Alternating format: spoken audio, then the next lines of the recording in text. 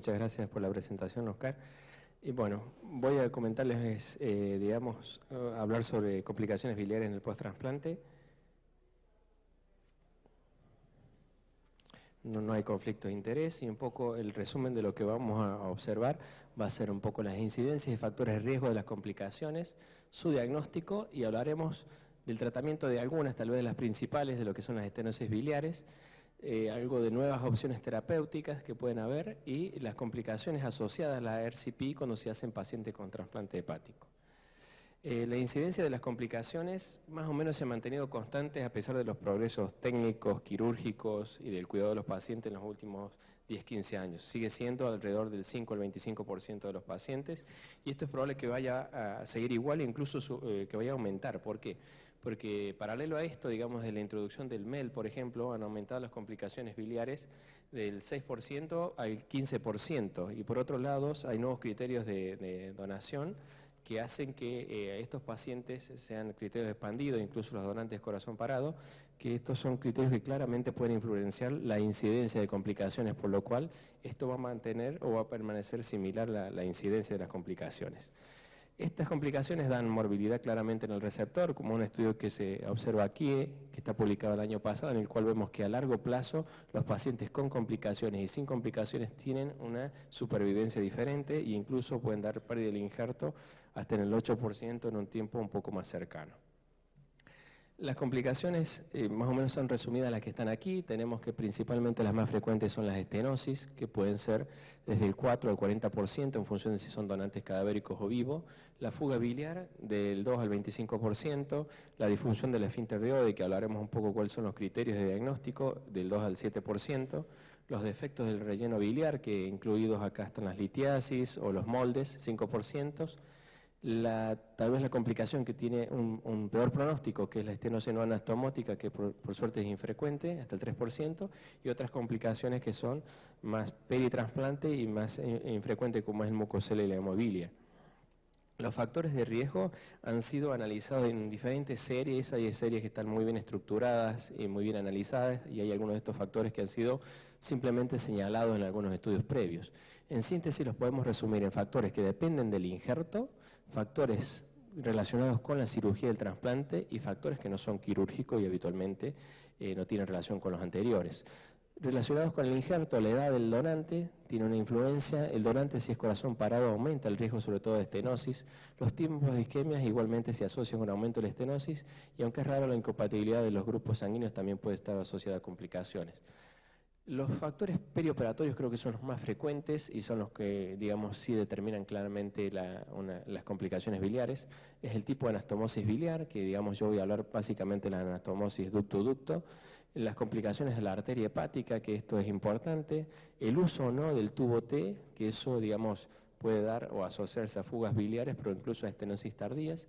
La fuga biliar en sí es un factor de riesgo para estenosis y el tipo de preservación también puede estar influenciado. Y otros factores previamente que se habían descrito, como es la infección por el citomegalovirus, la colangitis, también han sido señalados, pero principalmente en estudios antiguos. Esto es importante en una publicación reciente, una revisión quirúrgica, digamos, de las complicaciones, porque acá un poco podemos ver cuál es la dificultad de la irrigación, sobre todo en lo que va a ser la anastomosis biliar.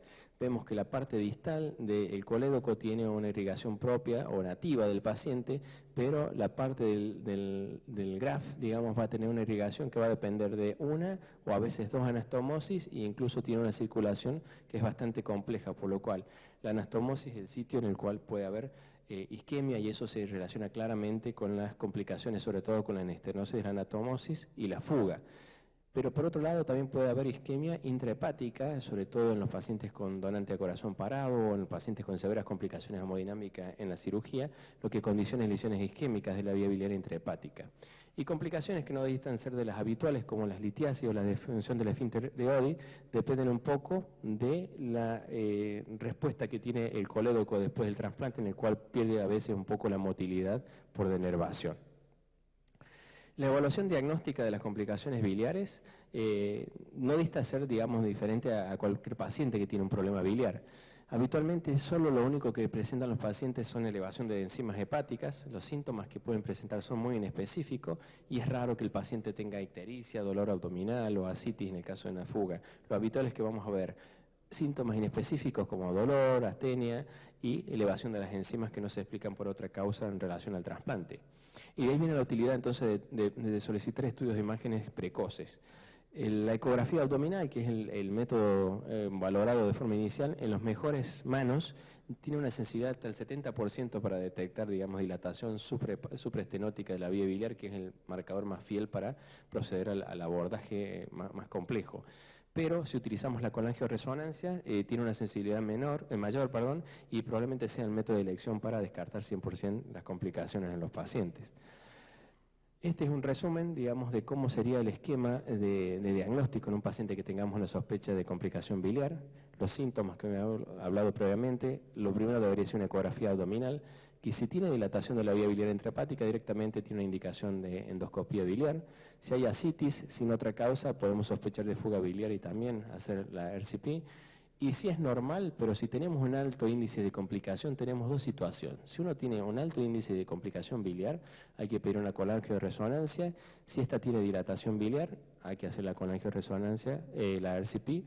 Si no hay dilatación biliar, probablemente este paciente sea candidato a hacer una biopsia, que si la biopsia muestra proliferación ductal sin rechazo de isquemia, se puede hacer una colangioresonancia o incluso directamente hacer una CPRE.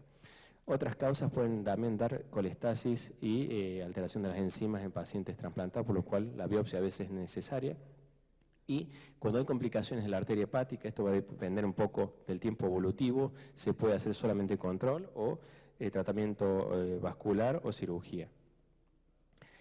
Un poco entrando ya en lo que son las complicaciones propiamente dichas, las complicaciones más frecuentes son las estenosis. Tenemos dos tipos, las estenosis de la anastomosis biliar, que básicamente las vamos a definir como en la unión, digamos, donde se hace la anastomosis, son el 80% de las mismas, tienen la característica de que son cortas, es dominante, o sea, no tiene que haber otra estenosis y habitualmente son de 1 centímetro como máximo, o se acepta que sea de 1 a 2. Por otro lado, las estenosis no anastomóticas, que son las que yo les he dicho que se relacionaban con problemas isquémicos, principalmente tienen una incidencia más baja y son del 10 al 20% de las estenosis. Generalmente son proximales a la anastomosis y tienen una apariencia a veces parecida a la colangitis esclerosante o defectos digamos, intrahepáticos importantes. Y lo claro es que tienen un peor pronóstico, de cual es importante a veces diferenciar en la colangiografía en una CPRE si el paciente tiene una u otra, porque eso va a depender de su pronóstico y su manejo. Este sería el esquema de tratamiento para una CPRE, digamos, el paciente que tiene una estenosis biliar sospechado o evidenciada por una prueba de imagen. Si hacemos la CPRE y canulamos, digamos, y fallamos en los procedimientos, podemos intentarlo 2 veces, y si no, tendríamos que hacer un tratamiento percutáneo, que este puede llevar a la curación o al fallo, y si hay fallo, hay que operar al paciente. Por otro lado, si la canulación biliar es posible, digamos, y diagnosticamos la estenosis biliar, tenemos dos situaciones, que es si franqueamos la estenosis biliar y completamos el tratamiento como habitualmente lo vamos a describir más adelante, con esfinterotomía, dilatación y prótesis, esto puede llevar a la curación, o si hay fallo, incluso a la cirugía. Pero si no se franquea la estenosis, digamos, acá no hay guías claras, pero digamos, lo que se puede intentar es o ir directamente a cirugía o intentar el tratamiento percutáneo, que también puede curar o dar fallo en el paciente. De eso hablaremos un poco ahora. Entonces, las opciones terapéuticas que yo había mencionado previamente, que se encontrarían aquí, son estas para la estenosis. Dilatar con balón la estenosis, dilatar y colocar prótesis plástica, o solamente utilizar dilatación con colocación de prótesis autoexpansibles. Estas serían las tres opciones. La dilatación con balón, digamos, hay muy poca evidencia y es antigua y no está recomendado porque en esto, digamos, sirve solamente utilizar el balón en estenosis muy tempranas, menores de 1 mes o 2 meses, porque son estenosis que principalmente tienen edema y no tienen fibrosis asociada. Si la estenosis es más tardía, habitualmente hay fibrosis y la recurrencia va a ser alta, por lo cual la utilización solo del balón con dilatación, digamos, no es el método utilizable o recomendable. Sí, digamos, esto homologando lo que publicaba Costamagna, digamos, para estenosis benigna, la utilización de esfinterotomía más dilatación progresiva de balón y colocación de múltiples stent biliares, entre 4 y 5 cada vez, tiene una muy buena respuesta, incluso hasta el 100% a largo plazo, y hoy se considera el tratamiento de referencia, y todos los estudios que uno trate de hacer sobre el tema son o se deben comparar con esto. Estas son las series más grandes, digamos, que se han publicado sobre pacientes trasplantados, en los cuales vemos el tiempo desde el trasplante a la anastomosis, el éxito inicial y finalmente la resolución y la recurrencia, que son las dos formas de valorar. Y como ven, esto varía entre 64 y 100% de éxito y la recurrencia puede llegar a ser alta, incluso al 20-30%. Esto son puntos importantes a tener en cuenta y sobre todo dependen de dos cosas. Desde el tiempo, desde que fue el trasplante de la anastomosis, las estenosis más precoces tienen mejor efecto o mejor respuesta, y sobre todo el número de stent y el número de RCP que hizo cada paciente y recibió, ¿saben? Pero sobre todo dependen de esto también. Si nosotros tenemos seguimientos cortos, como este caso, ustedes ven que la recurrencia es corta, pero van a ver que probablemente estos estudios tienen poco seguimiento, entonces la recurrencia no está debidamente medida. Luego han aparecido, digamos, los stent biliares recubiertos, que yo acá a modo de ejemplo veo que el área, por ejemplo, de un stent biliar de 10 French plástico es de 9 milímetros de mercurio y de un stent metálico recubierto de 10 milímetros de diámetro, el área prácticamente son 8 o 9 veces los mismos. Entonces, esto se propuso, empezaron a ver varias series con la idea de ver que estos stent podrían reemplazar a las prótesis plásticas. Existieron primeramente unos stent que no eran recubiertos, que tuvieron muchas complicaciones y se echaron, digamos, de los estudios, y todas las otras series han sido con stent totalmente recubierto. Sin embargo, la respuesta no ha sido tan óptima, incluso 67-94 es lo mejor que se ve, y hay un alto porcentaje de migración. Entonces, hoy en la actualidad se lo considera como una indicación solamente en el caso que haya fracaso de prótesis plástica a los 12 meses, como un tratamiento de rescate previo a indicar lo que sería la cirugía. Y acá yo les muestro algunas series que, como ustedes ven, son de muchos menos pacientes comparadas con las series posteriores, pero que es muy difícil de diferenciar qué es lo que es la resolución y qué es lo que es la recurrencia en este caso. Entonces yo las ordeno acá un poco en función de si el paciente recibió tratamientos con prótesis plásticas previos, si este tratamiento fue de 12 meses, si fue un poco más corto o si no recibió tratamiento. Y ustedes van a ver que los números cambian claramente, salvo este estudio. En los pacientes que recibieron tratamiento previo, la resolución es buena, es del 71 al 90% y la recurrencia es menos del 15%. Esto, digamos, se ve empeorado posteriormente si el paciente no había recibido tratamiento previamente, entonces, digamos, la resolución y la recurrencia son altas. Entonces, en el mejor escenario podemos tener una respuesta entre el 75 y el 95% y una recurrencia baja, y en el peor escenario, que es el paciente que recibió el stent plástico por menos de 3 meses y sin tratamiento previo, tenemos una muy mala respuesta con una alta tasa de recurrencia. Esto significa que acá solucionamos menos del 30% de los pacientes, por lo cual no es aceptable utilizar el stent recubierto de entrada. Y este es un trabajo que, digamos, es muy interesante, publicado este año, en el cual vemos qué pasa con los stent recubiertos a largo plazo. En esta serie, que es una serie italiana, ven que la mayoría de los pacientes se resolvieron, digamos, con prótesis plástica y había una escasa, digamos, recurrencia, pero en estos pacientes, como fracasaron en la prótesis plástica, fueron como rescate a stent recubiertos, digamos, que se colocaron como intención de evitar la cirugía. De estos, muchos pacientes migraron, y ustedes van a ver que si bien muchos pacientes tuvieron migración, no todos los pacientes que tuvieron migración tuvieron falta de respuesta. Incluso de 32, 13 de 32 tuvieron éxito con el stent a pesar de haber migrado el stent. Por lo cual la migración del stent no significa que hay un problema de respuesta, sino que a veces migra porque la estenosis se ha curado, ¿no? Pero independientemente de esto, la resolución cae, digamos, con el seguimiento y aparece recurrencia cuando se utiliza stent metálico. Y tiene una respuesta aceptable, bueno, cuando este estudio le falta algo de seguimiento, pero para ver qué pasó con estos pacientes. La utilidad que tiene este estudio es que, si bien se siguieron por 4 años, los stent metálicos recubiertos se colocaron por 2 o 3 meses, que es un periodo probablemente corto, ¿no? En otras estenosis benignas se pueden colocar hasta 6 meses y esto creo que invalidó un poco su resultado. ¿Y por qué? ¿Por qué? Porque yo creo que aquí la falla tiene dos problemas el stent a largo plazo. La falta de respuesta puede ser porque migró, entonces los stents que se ponen transpapilares migran más fáciles y esto afecta directamente la respuesta inicial. Y la recurrencia, que es mucho más alta que las prótesis plásticas, puede ser por dos causas, porque el tratamiento previo con prótesis de plástica fue corto. Estos pacientes en este estudio se pusieron después de 2 sesiones de CPR, o sea de 6 meses de prótesis plástica. Probablemente estos pacientes no tenían falta de respuesta y por eso cuando adelantamos el stent metálico en estos pacientes no tiene buena respuesta. Y por otro lado, fue muy poco el periodo en el cual tuvieron los stents.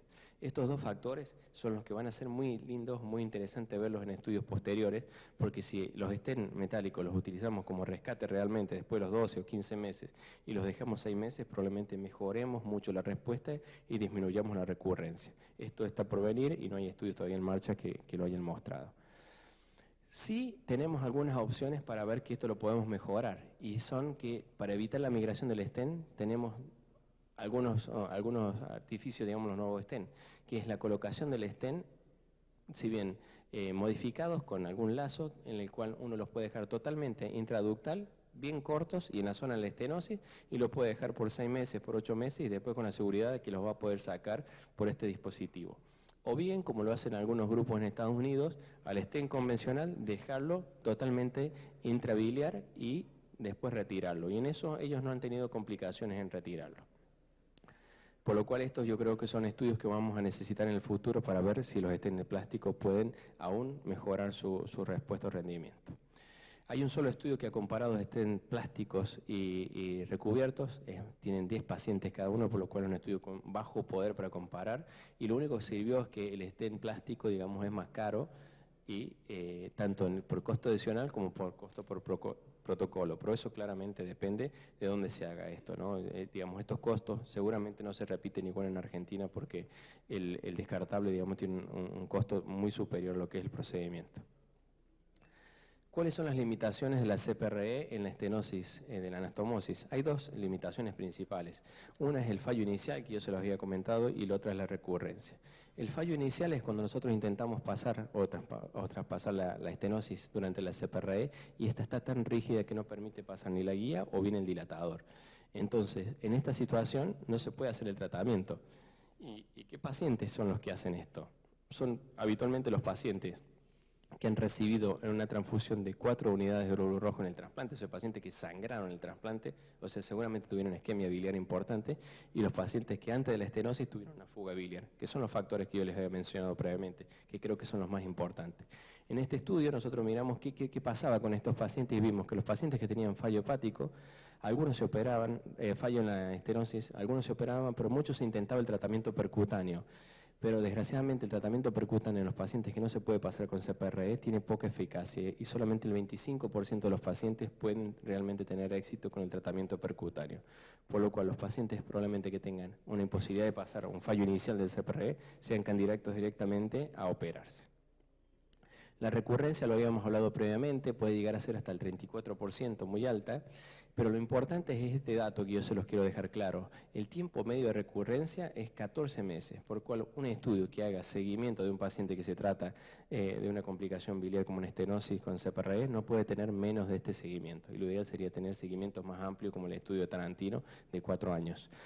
La recurrencia, digamos, la estenosis tardía es más alta y es más frecuente si solo utilizamos dilatación.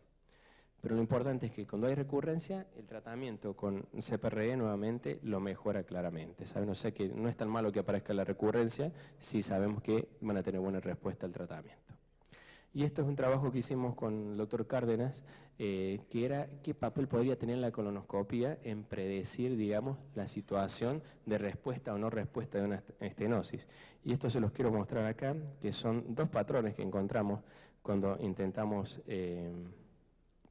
ver la estenosis con colangioscopía. Acá hay una litiasis, pero ustedes quiero que vean que la zona de la anastomosis es muy irregular y esto le denominamos patrón A, que básicamente no tiene facelo. Y por otro lado tenemos un patrón B, aquí está, que es un patrón totalmente irregular, como ustedes ven, facelado, edematoso, que esto se puede ver de entrada, digamos, en la colangioscopía. ¿Y qué encontramos? Que los pacientes que tienen patrón A tienen una duración de stent total más corta que los de patrón B. O sea que los patrón B hay que tratarlos por más tiempo, más procedimientos y aparte la respuesta al tratamiento es mucho menor en patrón B. Si tuviéramos disponible la colangioscopía probablemente en todas las unidades nosotros podríamos hacer esto, aprender si esto es reproducible e incluso a estos pacientes les podríamos ahorrar 1 o 2 años de tratamientos por RCP y dilatación y directamente mandarlos a la cirugía porque estos pacientes no van a tener buena respuesta. Esto probablemente se vaya a analizar en un nuevo estudio, pero que todavía está por desarrollarse. Las estenosis no anastomóticas, que yo les había comentado, que son las isquémicas, tienen pronóstico. El tratamiento más o menos es el mismo, no se utilizan stent metálicos, solamente son plásticos, pero siempre requieren más procedimientos porque tienen mayor dificultad en responder.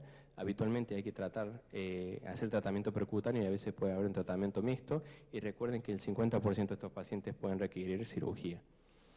La fuga biliar tiene 3 sitios en la estenosis, puede ser la anastomosis, el cístico remanente, la zona del tubo T o la superficie de resección en los donantes vivos, pero bueno, la presentación habitualmente es diagnosticada en forma asintomática o ascitis y tiene una muy buena respuesta, digamos, con la CPRE, ¿saben?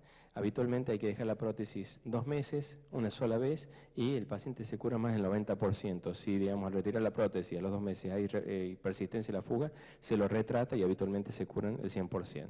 De esto hay pocos estudios nuevos y solamente el estudio con 16 casos que publicó Traina mostró buena respuesta, pero ningún paciente de esto tenía fuga aislada y la mayoría tenían fuga y estenosis, por lo cual no sabemos qué pasa con los stent recubiertos en la fuga biliar que inicialmente parecían que era un buen tratamiento. Las litiasis biliares son frecuentes como defectos de relleno, pero son en el contexto total de las complicaciones infrecuentes.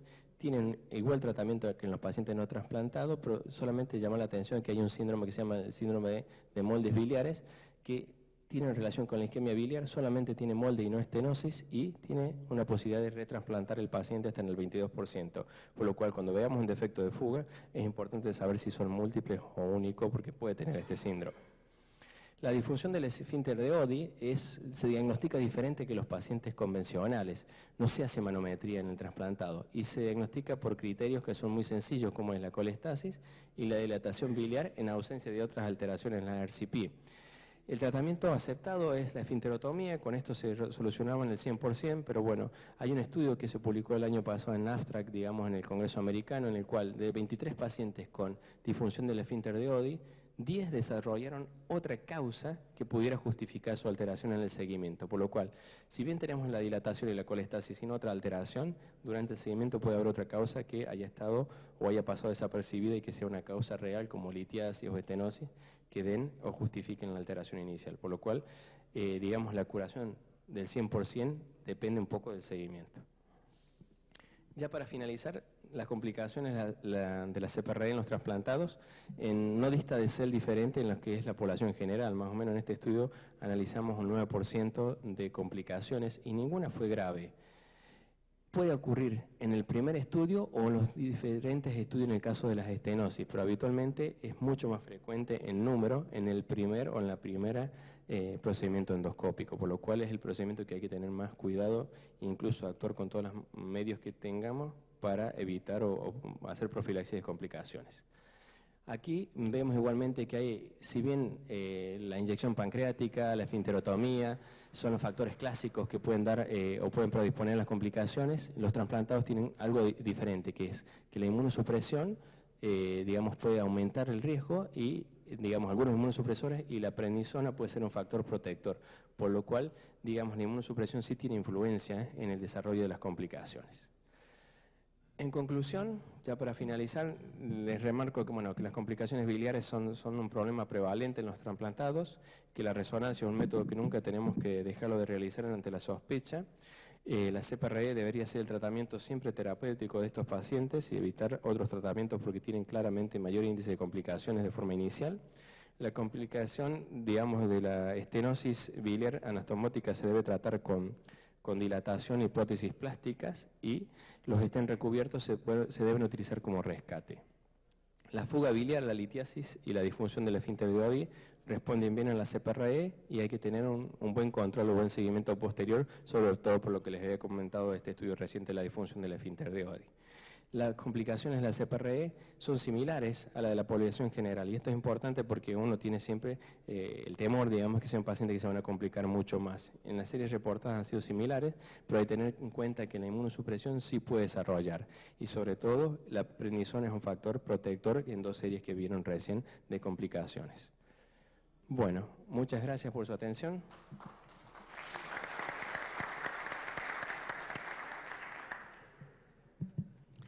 Doctor Valderrama,